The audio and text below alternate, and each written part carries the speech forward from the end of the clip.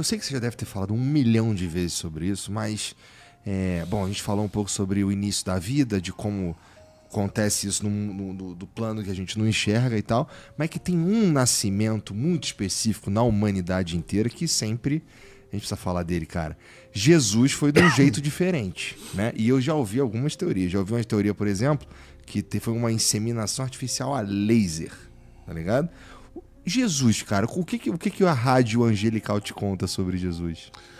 Esses seres da chamada hierarquia trimurtiana, se nós usarmos a definição da Trimurti hindu, mas se nós formos para a mitologia grega, a gente vai chamar esses seres de arcontes, que são donos dos céus desse universo vizinho e que também querem ser donos desse universo que a gente mora.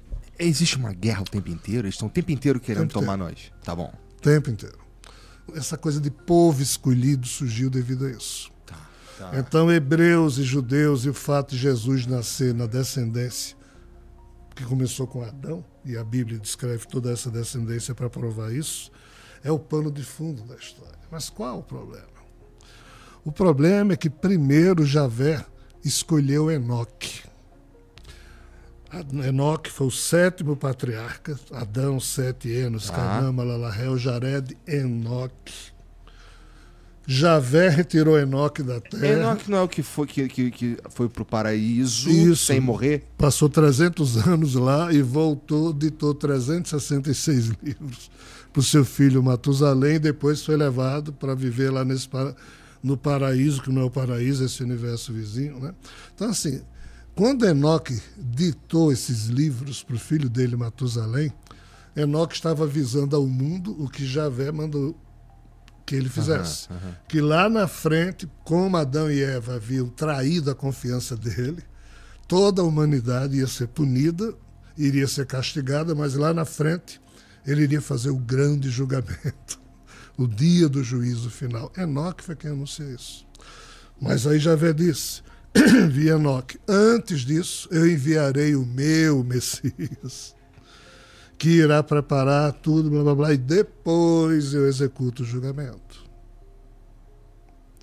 Então, assim, Jesus é esse cara que foi anunciado desde essa época, que depois de Enoque, vários profetas falaram desse super Messias que viria, dar porrada em todo mundo, transformar a terra num só império, para que Javé pudesse julgar dos humanos quem agora queria com ele ficar eternamente no céu e quem ia se ferrar no inferno. Isso ainda em decorrência do problema de Adão e Eva. Veja como a coisa é ridícula. Mas é terrivelmente real. Então, quando... Parece pequeno para um Deus, ridículo. Né? Pois é. Quando Javé perdeu o controle sobre Enoque, quando Jacó foi obrigado a ter vários filhos, 12 filhos, para dessas 12 tribos Javé olhar de novo e escolher qual a melhor linhagem genética. Maria, mãe de Jesus, foi descendente da 12ª tribo, ou seja, o 12º filho que Jacó teve foi a genética escolhida por Javé para que a mãe nascesse. E o pai? Esse é o problema. Quando Javé e Brahma, melhor dizendo, quando Javé, que também é conhecido como Brahma, e Vishnu estavam conversando, aí Vishnu disse, Javé, você perdeu o controle sobre Enoque. Porque Javé queria que Enoque fosse o seu Jesus. Só que ele perdeu Enoque. Enoque foi levado para o universo vizinho e colocado dentro de um macacão chamado Metatron. E é uma confusão à parte. Então o plano B foi Vishnu dizer, Brahma, você não pode criar avatares a partir de você mesmo, porque Brahma é desalmado. Mas Vishnu e Shiva podem criar avatares. Shiva criou uma porrada de avatares, Vishnu criou uma porrada de avatares, Brahma não. Por isso que Brahma escolhe pessoas para representá-lo.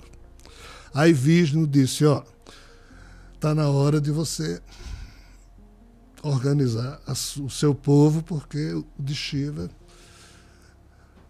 Como você não pode criar nenhum avatar, eu empresto um avatar a você.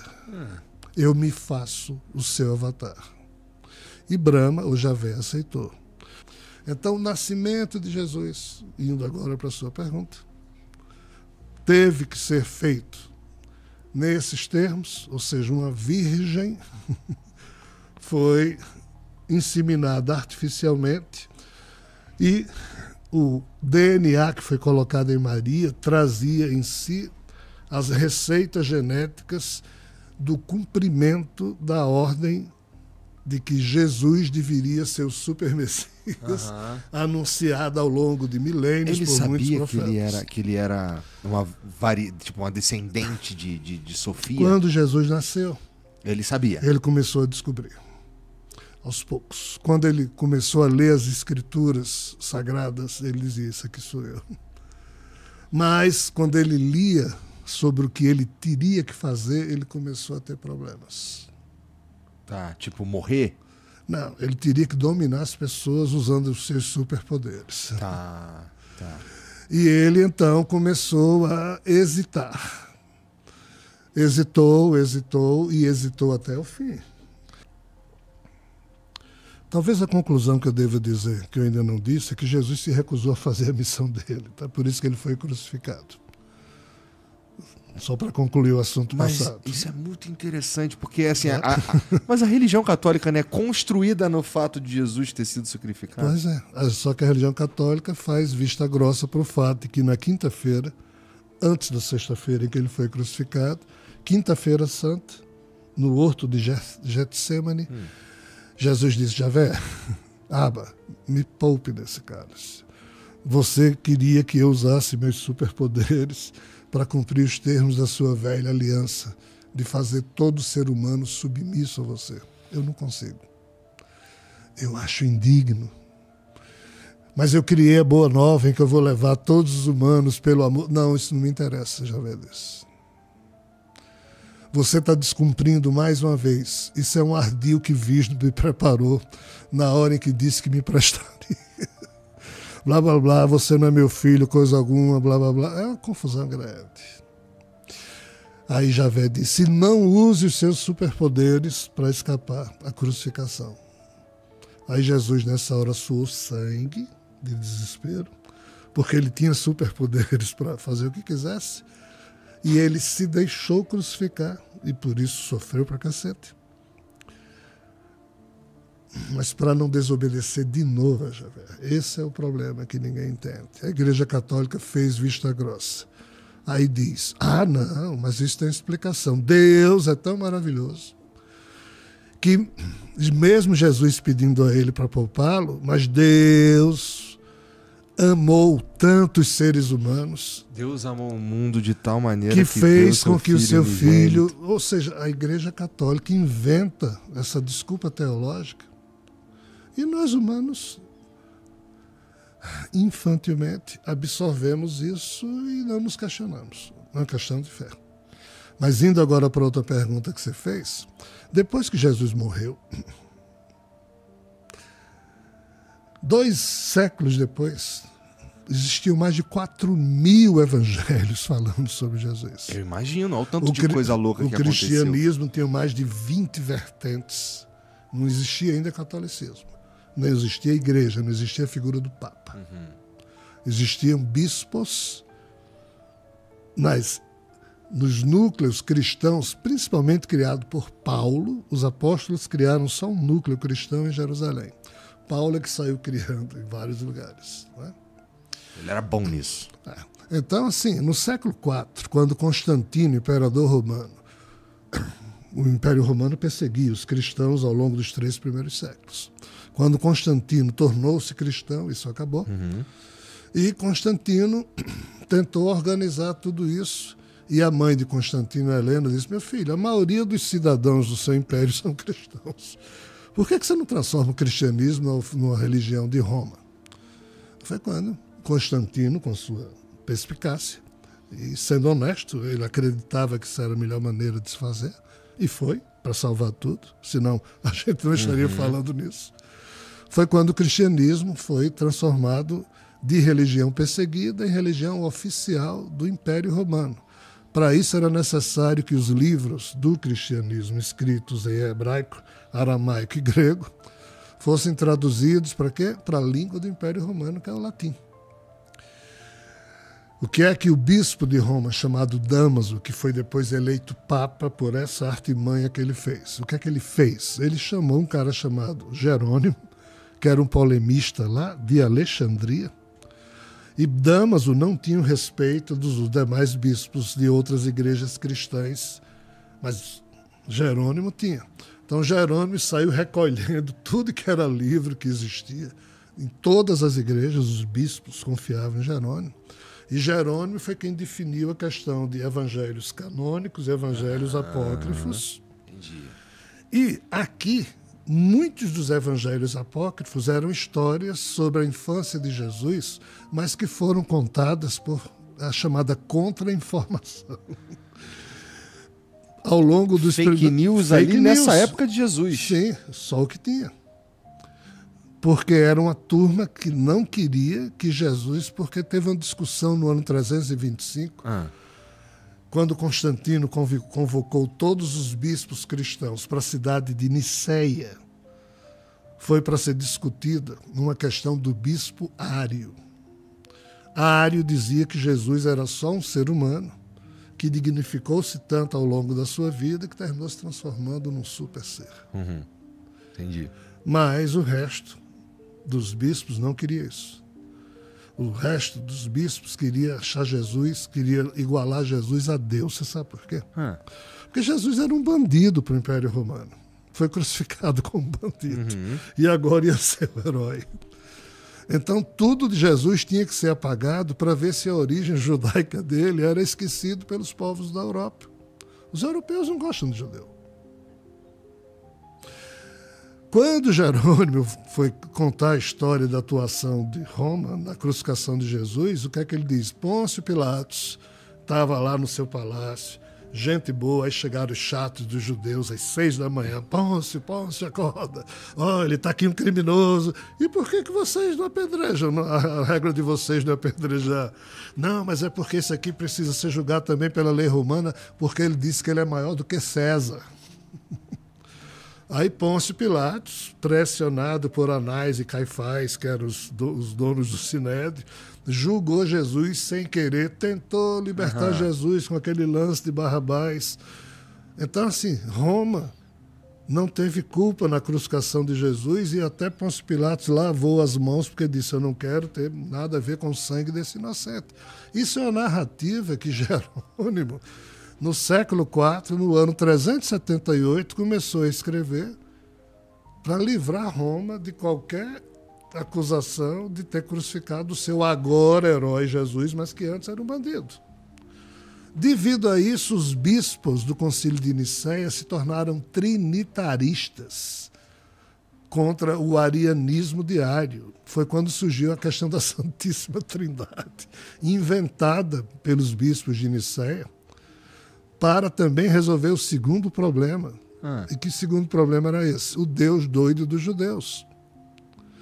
Esse Deus maluco dos judeus, que aparecia em todos os livros do Antigo Testamento, não podia ser o Deus dos europeus. Então se criou uma figura de um Deus transubstanciado em mais duas pessoas. A Santíssima Trindade foi criada no Concílio de Nicéia para sumir com Javé do mapa. Entendi. Era uma religião que surgiu no Oriente Médio, mas que agora estava se tornando europeizada, ou seja, europeia. Os dois principais protagonistas dessa religião eram o judeu Jesus e o Deus dos judeus. Então, o catolicismo, quando surgiu com sua teologia, quando Jerônimo traduziu para o latim, o que é a Bíblia que hoje a gente conhece? É um conjunto de 73 livros, em que você tem 46 livros do Antigo Testamento e 27 no Novo Testamento. Esses 46 livros do Antigo Testamento, antes se chamava a Septuaginta, mas era 47 livros. O que diabos é a Septuaginta? Foi que 2 séculos antes de Jesus nascer, quando Alexandre Magno dominou o mundo, os judeus mais importantes dessa época, filhos da diáspora, do cisma lá atrás, foram morar em Alexandria. Então, 70 sábios judeus para preservar a cultura dos hebreus, traduziu para a língua grega todos os livros principais em hebraico, dos hebreus. Então, essa versão de 47 livros traduzida em grego, feita por 70 sábios judeus, era chamada de Septuaginta, século II a.C. 600 anos depois, Jerônimo pega essa Septuaginta, tira o livro de Enoque, diminui de 47 para 46. O livro de Enoque é quente, então. É quente. Tá. Mas por quê? Mas também falava de Javé, e Javé precisava assumir do livro que agora iria ser adotado como oficial pelos católicos europeus. Então, sumiu com Enoque. Entendi. Aí, Jerônimo, então, considerou o Antigo Testamento formado por 46 livros, os 5 iniciais, que são da Torá judaica, Gênesis, Deuteronômio, Números, Êxodo, Levítico, mais 16 históricos, 18 proféticos, 7 sapienciais, isso aqui é o Antigo Testamento. E o que é que Jerônimo fez? Pegou 21 epístolas, 4 evangelhos, os clássicos, mais o Apocalipse, mais o Ato dos Apóstolos, esses 27 livros, Novo Testamento. Entendi. Traduziu tudo isso aqui para o latim, essa é a Bíblia que a gente tem. Notícias sobre Jesus da infância e juventude, não tem, sumiram com todas para desaparecer com a origem judaica de Jesus. Entendido. Quanto menos os europeus se lembrassem que Jesus havia sido um judeu, melhor. Anastácio, Ambrósio são os dois principais cardeais, ou bispos da época, que nos anos 370, 380 do século IV, sumiram com todos os evangelhos que falavam do Jesus criança, adolescente, independente das notícias lá serem reais ou inventadas para detratar Jesus, já que isso também existiu. Então, assim, cara, é muita loucura. A Igreja Católica esconde isso. Se você conversar com padres, bispos, e for a fundo nesse assunto, basicamente ninguém sabe falar disso aqui. Ainda que eles estudam isso, mas estudam de uma forma a não despertar questionamentos. Então ele diz, não, o primeiro Dentro Papa da própria foi religião. Pedro. O primeiro Papa foi Damaso, que era bispo de Roma, na época de Constantino, e o Sino brigava com ele.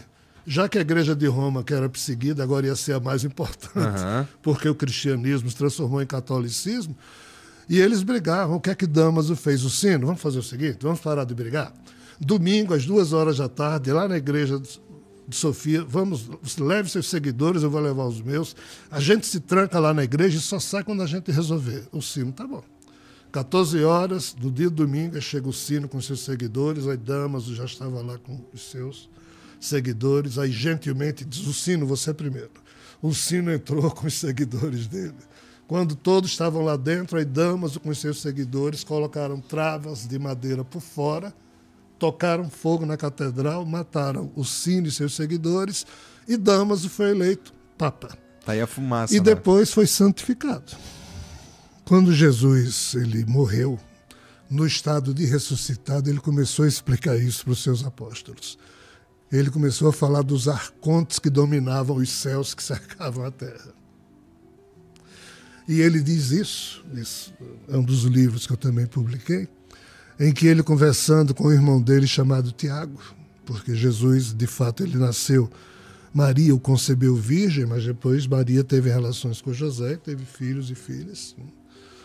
E ele dizendo, Tiago, vão te perseguir porque você é meu irmão. Mas, quando chegar o dia da tua morte, e se tu fores passando pelo primeiro céu, segundo céu, e em cada passagem dessa algum arconte tentar te pegar, você age daquela maneira porque eles não te pegam. Então, assim, esses seres, eles tentaram dominar ao longo de muito tempo, e a briga pela descendência da Trimurti ainda existe. Na mitologia grega, fala-se que primeiro surgiram X seres, os chamados deuses primordiais, em número de 6, Caos, Tartar, Eros, Nix, Érebo e Gaia, e depois surgiu o resto. E em um certo momento, uma geração especial de Uranos foi criada, depois uma de Cronos, depois uma de Zeus, aí parou a história aqui. Porque os humanos surgiram e Zeus, que ia ser o rei da Terra, não conseguiu ser e os humanos é que herdaram a Terra. E Zeus é chamado de Arconte. Jesus ressuscitado fala de Zeus. Em vida ele não falou. Então esses seres tentaram, e até hoje tentam. Qual é o drama da história? É que o universo vizinho onde eles moram está acabando. Literalmente colapsando. O nosso aqui ainda vai existir bilhões e bilhões de anos, o deles não. Mas esses não nasceram na mesma época, do mesmo jeito, da mesma origem? Não? Eles têm corpos de plasma, nós somos biológicos. É outra coisa que eu explico também nos livros e palestras que eu faço. Então esses seres, eles haviam criado Sofia ou Rockman, que é o único ser biológico que existe aqui, representando todo esse poder desse universo vizinho. O problema é que a Trimurti colapsou, Vishnu não mais existe, Brahma não mais existe, nos termos em que existia, Shiva ainda existe, mas os descendentes desses três seres existem e estão brigando. E o que é que o Jesus ressuscitado conta aos seus apóstolos e irmãos? Os arcontes não deixam que eu me vista da vestimenta de suzerania universal que me foi prometida pelo meu pai, Javé. Ou seja, quando Sofia foi criado, Javé, o Brahma, o criou para ser o suzerano, ou seja, o herdeiro.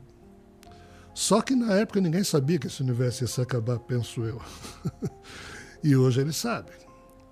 Então, Jesus disse, na sua condição humana, quando ele percebeu o problema, ele disse, ok, não é agora, mas eu voltarei no futuro, não nascendo de novo como ser humano, mas na minha condição de autoridade celestial, que é o Rockman ou Sofia, e nesta oportunidade eu presidirei a separação do joio e do trigo, farei o julgamento geral dos vivos e dos mortos, e a minha vitória será exatamente quando serei investido.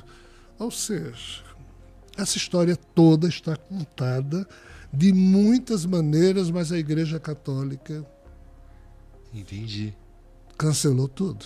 Entendi. Só que o fato da Igreja Católica ter cancelado as notícias do fato, o fato continua acontecendo. Não adianta você maquiar, né? E nós vamos ter que voltar a conviver com isso tudo. Esse é o problema. Eu estou escrevendo esses livros, fazendo essas palestras a pedido desses seres exatamente por isso. Isso o quê? Lá atrás, quando eles me enchiam o saco, o que é que eles diziam? Imagine alguém que cometeu um crime e entra numa penitenciária e fica lá 40 anos, enquanto ele está lá preso, a sociedade aqui fora evolui, mas ele fica lá dentro. Mas, passados 40 anos, ele vai ser reintegrado à convivência com a sociedade. Se jogarem ele assim, o cara vai enlouquecer, porque quando ele entrou, o que tá acontecendo. O mundo era de um jeito, quando ele saiu vai ter um monte de progresso. Ele precisa ser informado do que aconteceu na sociedade. O que é que esses seres disseram? Nós, os humanos, somos espíritos criminosos que, desde a rebelião de Lúcifer, estamos presos e isolados da convivência cósmica. Tivemos que passar por idade de trevas, idade das pedras, Só que, enquanto a gente ficou aqui nesse isolamento, a sociedade cósmica... E, decorridos esses tempos todos de isolamento, a Terra vai ser reintegrada à convivência cósmica. E o primeiro contato dessa reintegração é a vinda de Rockman, se apresentando aos humanos, dizendo, venci, eu sou o herdeiro dessa história toda, e eu fiz Jesus foi um avatar meu, blá, blá, blá, estou aqui cumprindo a palavra que eu dei, que eu voltaria. Mas, se virem, não tem muita coisa que eu posso fazer. Mas isso vai ser feito, segundo essa concepção. E quando eles disseram, a humanidade precisa ser preparada e você precisa escrever livros e palestras para exatamente dar esse reforço informativo, psicológico, para que a humanidade não seja pega de surpresa. E eu sei que você veio de um... Você era gerente de banco quando você começou a escrever, começou a a receber mensagens, é assim que fala? Sim, pode ser entendido. Receber mensagem. Que eu te perguntei se era parecido com os livros que geralmente são espíritas, que são escritos por... Na verdade, que tem um nome de uma entidade, que não é teu caso. Nesse caso aqui é um nome só para se esconder mesmo, não é? De fato, o meu caso é um pouco diferente. Eu não me enquadro facilmente em nada do que já existe. Não a minha pessoa. Eu digo não me enquadro no sentido do que eu estou produzindo. Exato. E o eu aí é um pronome que eu não deveria usar porque tem muito pouco do meu ego, não é minha vontade. Por mim mesmo eu não estaria fazendo isso que eu faço. Na verdade, eu tentei fugir disso minha vida o tempo inteiro. Isso chegou a te gerar dor de cabeça em algum Só momento? gerou e gera o tempo todo. É susto diário. Susto. Exato. Não é fácil, a coisa não é trivial. Eu não tenho muito talento nesse sentido. Na verdade, eu lido com isso porque, como eu disse, eu sou meio que obrigado pelos fatos. Isso quem sei sou eu. Ninguém precisa acreditar em nada disso. Mas ao que eu me lembro... Sobre mim mesmo, eu não tinha a menor tendência a nada disso. Na minha juventude, nos meus 17, 18 anos, assim, eu gostava de estudar a revista Planeta e assuntos referentes ao Oriente, yoga, blá, blá, blá, blá, blá. No ano do pré-vestibular, na época tinha pré-vestibular, eu estudava as matérias do pré-vestibular, mas muito mais eu estudava esses assuntos naquilo que eu podia estudar. Mas eu estudava porque eu gostava. Porque você realmente se interessava. Pois é. Aí entrei na minha vida universitária no curso de Geologia. Era uma média muito alta para se passar no vestibular na época. E como era o primeiro curso lá na Universidade Federal do Rio Grande do Norte, estamos falando aqui no ano 77, 78, alguma coisa assim, veio muito professor de fora para que o curso pudesse acontecer. E no meio desses professores, tinha alguns brilhantes, mas tinha uns que eu acho que tinham algum problema de transtorno. E para meu azar, fui escolhido como líder estudantil na época, representava o curso de Geologia junto ao diretório acadêmico, depois fui eleito, ou seja, a minha tendência é muito mais política do que propriamente essa coisa de religião, ou seja o que for. E se eu estou dizendo isso é só para te mostrar que eu não tinha nada a ver com essa coisa. Então, isso é tudo muito impressionante, porque, assim, como você disse, assim, nos seus livros está escrito ali, cara, eu não tenho certeza. Eu te perguntei como é que você sabe que não é louco, que se você não ficou louco. Você falou, cara, eu não sei. E me parece uma resposta muito honesta, porque você está falando só, eu imagino, vê se eu tô certo, você é o canal, e a mensagem passa por você e vira um livro. Parte é assim, a outra parte eu não sou canal coisa alguma. Eu sou um protagonista de histórias que eu não posso contar, cujo enredo transcende os limites do que a gente chama de faixa de realidade na qual a gente está inserido.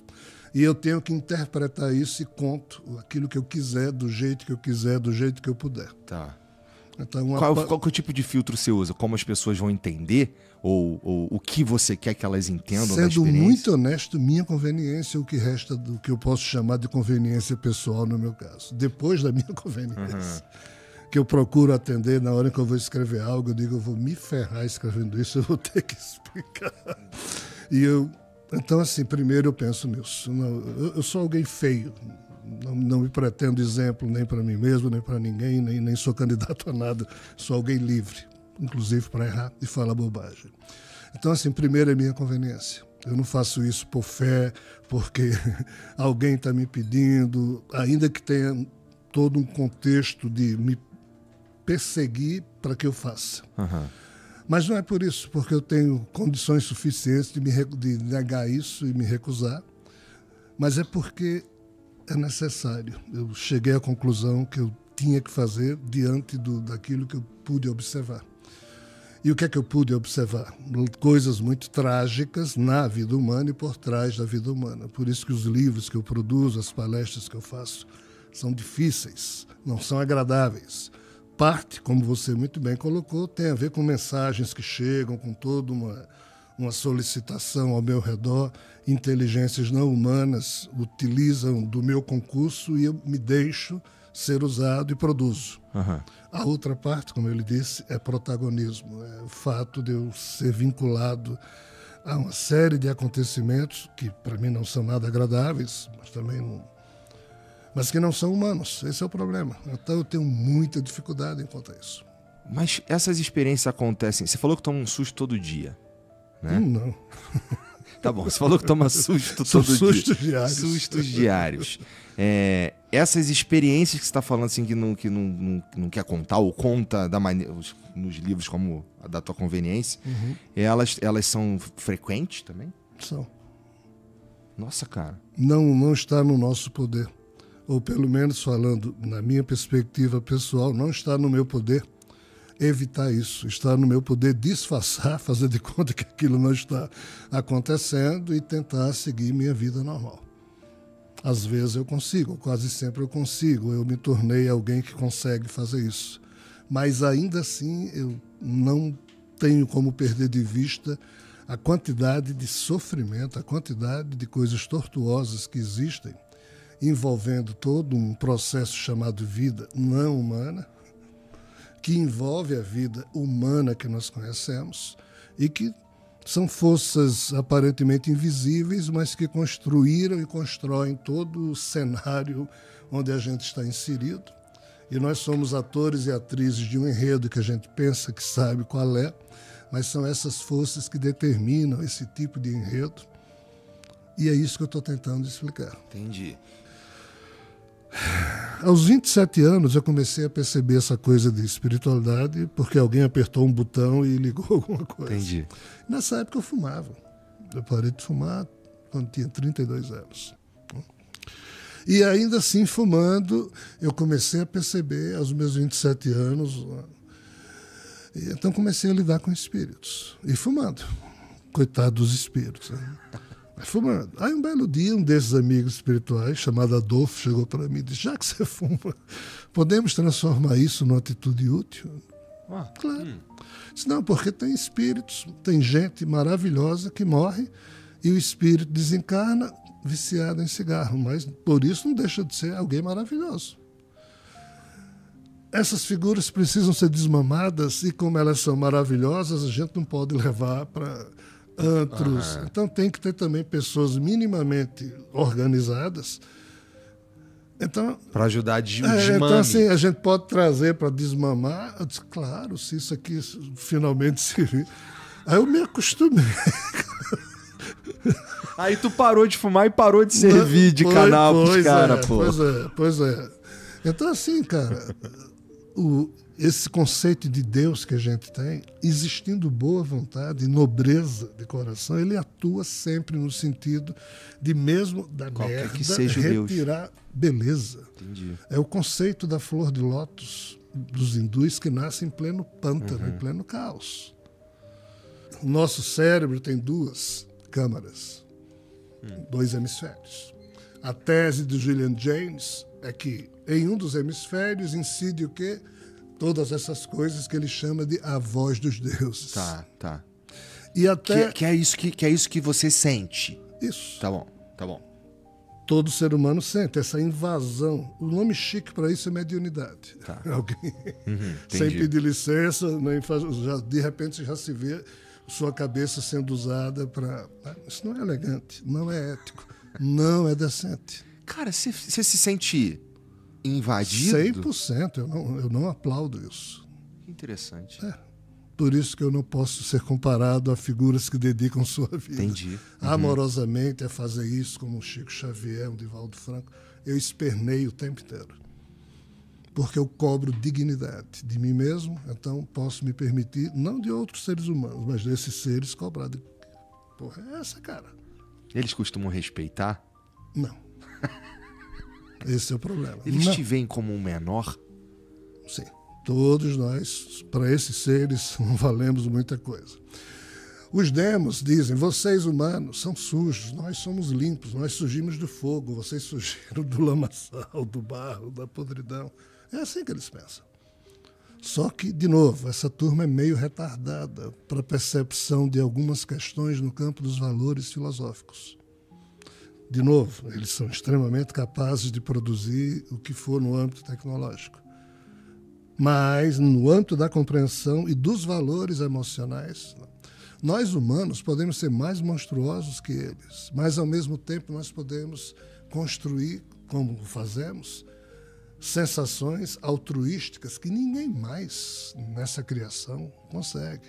Um ser humano pode ser o pior monstro e bestial e ao mesmo tempo ele dá a vida por alguém que ele ama. É verdade.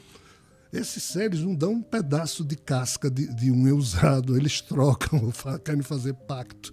Por isso que Javé, o Deus bíblico, quer fazer pacto o tempo inteiro, porque eles têm uma deformação emocional. E nós, humanos, superamos esse padrão devido a um incidente, devido à ingerência de química que veio de fora. Mas, Jean... O xamanismo surgiu para fazer isso, só para você ter noção. Faz sentido. E ninguém sabe disso. Agora, imagina você lidar com questões não humanas, receber essas informações, entender e depois você vai transmitir. Sai diferente, cara. Não tem como não era a intenção falar merda, mas pode sair uma merda aqui ali. E o pior, os espíritos não sabem tudo. E o pior, esses seres que nos dão informações nos usam. Então, às vezes, a gente ingenuamente entende uma coisa ou acredita que aquilo que foi dito é aquilo e, de repente, não é. Não é que Chico tenha feito nada de errado, ou eu, ou seja lá quem for. É porque o sistema é podre por trás da vida humana. Só que Chico é Chico. Quais os principais seres humanos do século XX? Se Chico Xavier não for o número 1, está errado, porque eis um ser humano em toda a sua acepção de beleza. Podia ser um milionário. Chico podia ser o que ele quisesse e ele resolveu ser só um servidor. Chico podia ser o maior escritor desse planeta, um dos homens mais ricos do mundo. Ele escolheu servir. Eu tenho o privilégio de ter amigos que foram amigos de Chico, como Narras, como Ézio, que são amigos, né? E eles me contam coisas que eles conviveram 20, 30 anos com Chico, né?